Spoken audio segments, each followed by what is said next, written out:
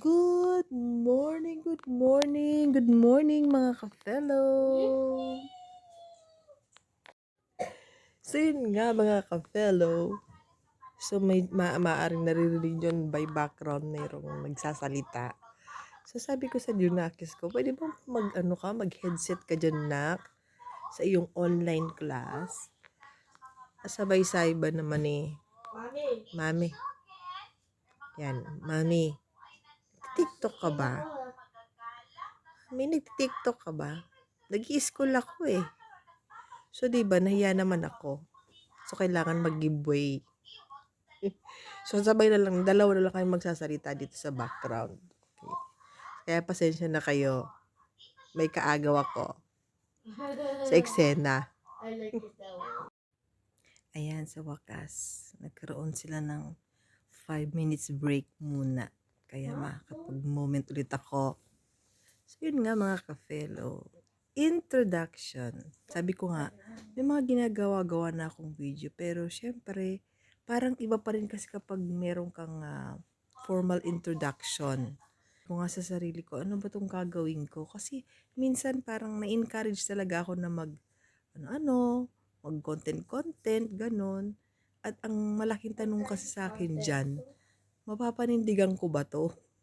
Lalo pa knowing myself na hindi ako ganun ka-consistent talaga kasi.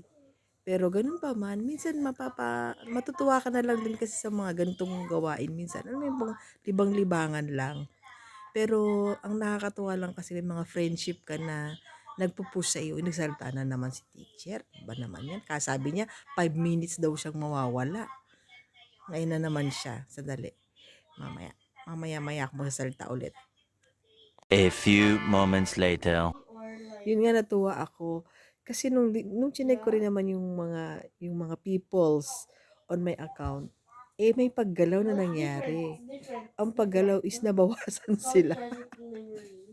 So, doon pa lang makikita mo talaga na may mga tao na hindi rin siguro sila, hindi nila carry yung mga ganun yung ito na naman to, ang kulit naman dito, padaan-daan ng wall ko. Yung parang siguro may mga privado kang tao sa account mo na hindi nila bet yung mga ganito.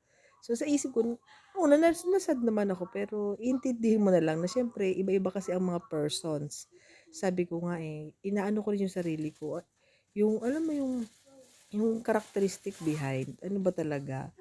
Kasi yung personality minsan gusto mo ng tahimik, minsan gusto mo ng kwela. Kaya nga sabi ko sa ganitong field, pag pinasok mo yung mga paganto-ganto, kailangan talaga mag-a-adjust ka talaga kasi pag inconsistent ka, talagang huwag ka mag-expect, 'di ba? Kaya sa field na to, marami ka rin talagang matututunan. Talagang ang buhay is continuous learning lang talaga. No? Learning process talaga ang buhay natin.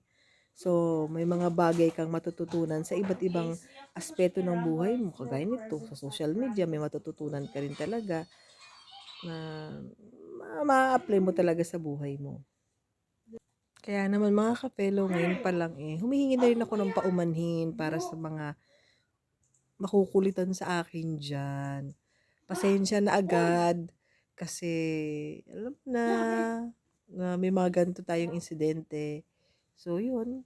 Sabi nga, pag di mo like, pass.